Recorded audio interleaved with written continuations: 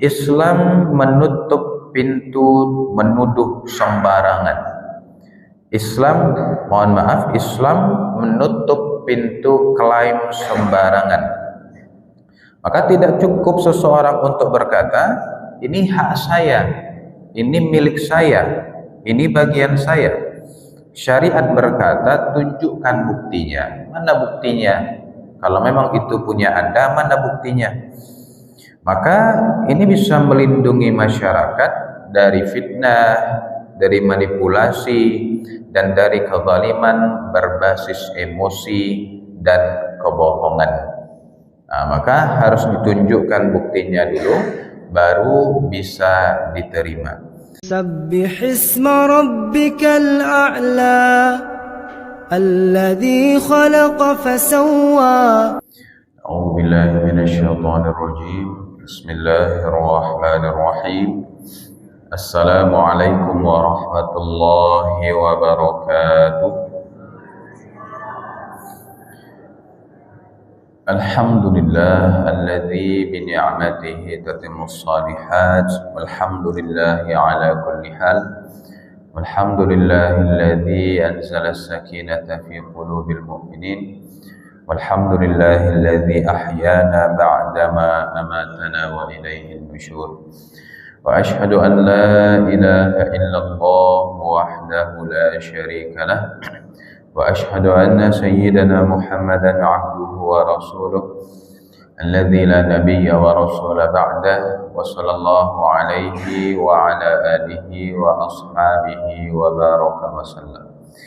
Amma ba'd, faqala Allah ta'ala, na'udzu billahi minasy syaithanir rajim, ya ayyuhalladzina amanu kunu qawwamina bil qisti syuhada'a lillah walau ala anfusikum awil walidaini wal aqrabin. Shadaqallahul azim. Bapak-bapak, ibu-ibu, hadirin wal hadirat, sedang jemaah salat subuh Masjid Jami' Hasanuddin Sabbih Isma Rabbikal A'la, Batang Anai, Padang Pariaman yang dimuliakan Allah. Segala puji hanya bagi Allah yang kita senantiasa bersyukur kepadanya. Sampai hari ini Allah masih memantapkan hati kita dalam Islam dan iman, sehingga itu semua menjadikan kita mampu mengayunkan tangan dan melangkahkan kaki menuju ke masjid ini. Tanpa keimanan tidak mungkin kita sanggup untuk melakukannya. Mudah-mudahan kita semua selalu dimantapkan Allah dengan iman sampai akhir hayat kita, sampai kita bertemu dengan Allah dengan membawa iman tersebut. Amin ya rabbal alamin. Dan salawat dan salam kepada baginda Rasulullah Nabi kita Muhammad sallallahu alaihi wasallam. Yang terhormat Ketua Pengurus Masjid Jami' Hasanuddin beserta jajaran pengurus, yang terhormat para tokoh masyarakat, Tungku Tigo Sajarangan, Nenek Mama Alim Ulama Cadiak Pandai, Kapai Tampai Batanyo, Kapulang Tampai Kababarito. Yang terhormat ustadz-ustadz kita yang senantiasa standby mendampingi dan mengimami sholat-sholat kita, umumnya seluruh jamaah yang tidak bisa kita sebutkan satu persatu, tidak disebut nama dan gelar, insya Allah kita semua dimuliakan Allah. Amin ya rabbal alamin. Lai sehat-sehat sadonya Bapak Ibu. Alhamdulillah. Bapak Ibu yang dimuliakan, sekarang kita sudah memasuki tanggal 9 Januari, dan insya Allah dalam 9 hari lagi kita akan memasuki bulan suci Ramadan. Maka inilah momentum bagi kita untuk melakukan persiapan-persiapan seperti mempersiapkan iman, bagaimana supaya di Ramadan nanti iman kita dalam keadaan maksimal, paripurna. Kemudian juga mempersiapkan ibadah-ibadah, sebab Ramadan adalah bulan untuk beribadah. Kemudian persiapan kesehatan juga, sebab Ramadan adalah bulannya orang yang sehat. Maka mudah-mudahan Ramadan bisa kita jalani dengan maksimal. Kita lanjutkan bahasan kita dalam kitab Al-Arba'in An-Nawawiyah yang kita sudah memasuki hadis yang ke-33. Yang hadis ini diriwayatkan oleh Ibnu Abbas radhiyallahu anhuma. Terlebih dahulu kita bacakan ayat berkaitan dengan hadis ini. Quran surah An-Nisa ayat 135. Allah Subhanahu wa taala berfirman, A'udzu billahi minasyaitonir rajim. Ya ayyuhalladzina amanu kunu qawwamina bil qisti syuhada'a lillahi walau ala anfusikum. Wahai orang-orang beriman, jadilah kamu penegak keadilan, menjadi saksi karena Allah walaupun terhadap dirimu sendiri. Ani bin Abbas radhiyallahu anhuma anna Rasulullah sallallahu alaihi wasallam qala, dari sahabat Ibnu Abbas radhiyallahu anhuma bahwasanya Rasul sallallahu alaihi wasallam bersabda, "Lau yu'tan nas bid'awahum." Seandainya setiap manusia dipenuhi tuntutannya, la da'a rijalun amwala qaumin wa dima'ahum, tentu orang-orang akan menuntut harta dan darah suatu kaum. Walakinil bayyinatu 'alal mudda'i, namun yang menuntut wajib mendatangkan bukti. Nah, wal yaminu 'ala man ungkar, dan yang dituntut wajib untuk mengingkari tuntutan tersebut dengan bersumpah. Haditsun hasan rawahul Baihaqi hakadha ba'duhu fi sahihain. Hadis hasan diriwayatkan oleh Imam Al-Baihaqi seperti ini, dan sebagiannya ada dalam dua yang sahih, yakni Sahih Bukhari dan Sahih Muslim. Nah, Bapak Ibu yang dimuliakan Allah, maka inilah bunyi hadis yang ke-33 dalam kitab Al-Arba'in An-Nawawiyah. Nah, inti hadis ini adalah aturan siapa yang wajib membuktikan dan siapa yang wajib bersumpah dalam perkara sengketa. Nah, jadi hadis ini berbicara tentang hukum, tentang kaidah hukum di dalam Islam. Dan ini hadis ini memegang peran yang penting sekali. Jadi apabila seseorang menuntut orang lain, dia wajib untuk mendatangkan bukti, bukan sembarang tuntut saja. Dan pihak yang dituntut, apabila dia mengingkari tuntutan tersebut, maka dia wajib untuk bersumpah mengingkari tuntutan tersebut. Nah, Bapak Ibu yang dimuliakan, maka hadis ini manfaatnya besar sekali, menutup pintu kezaliman. Andai setiap orang diberikan sesuatu sesuai dengan yang ia tuduhkan, maka bisa jadi harta orang jadi harta dia, darah orang halal untuk ditumpahkan, dan keamanan sosial akan runtuh. Maka Islam itu tidak membangun hukum di atas prasangka. Bukan sekedar prasangka saja. Raso-rasonya si fulan tu manciloknya patang. Raso-rasonya si fulana tu nyo patang berzina jo tetangganya gitu. Islam tidak seperti itu, Bapak Ibu. Namun ya, harus dibangun di atas bukti yang nyata, bukti yang sah, yang diterima di dalam Islam. Jadi hanya tidak berdasarkan prasangka saja begitu. Bapak Ibu hadirin yang dimuliakan Allah, maka dari hadis ini kita tarik setidaknya 4 pelajaran. Yang pertama, Islam menutup pintu menuduh sembarangan. Islam menutup pintu klaim sembarangan.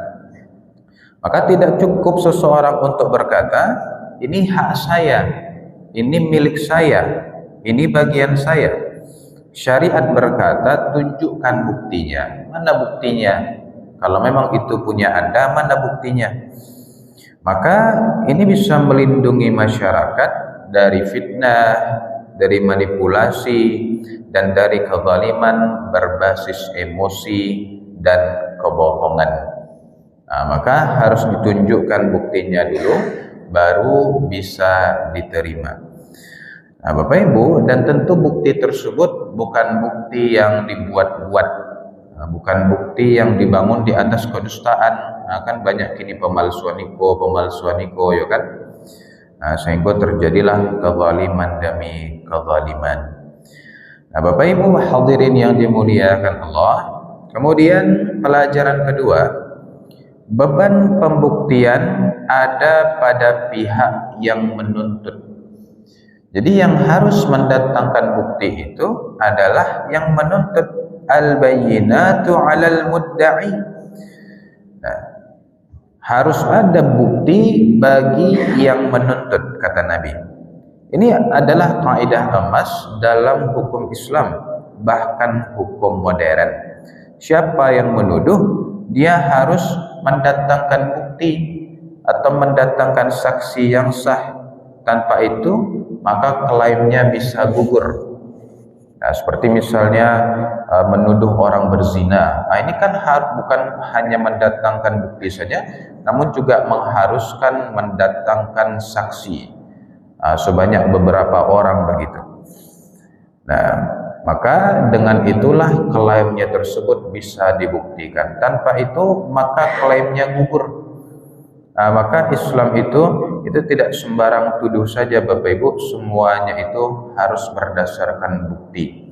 Jadi sebelum hukum yang sekarang ini menetapkan aturan bahwasanya dalam mengajukan suatu perkara sengketa harus ada buktinya, itu Islam sudah memulainya sejak zaman Nabi Shallallahu Alaihi Wasallam. Bapak Ibu yang dimuliakan, kemudian pelajaran ketiga, sumpah adalah penghalang terakhir kezaliman. Sebagaimana yang Nabi sabdakan tadi, wal yaminu ala man ungkar. Dan orang yang dituduh, dia wajib untuk bersumpah untuk mengingkari tuduhan tersebut. Dan sumpah ini bukan perkara ringan. Orang yang bersumpah palsu itu tidak akan lolos dari hukuman Allah.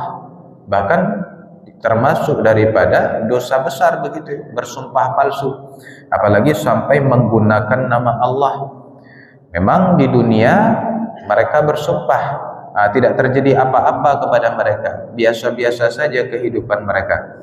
Namun di sisi Allah nanti sumpah palsu itu akan mendapatkan balasan yang mengerikan.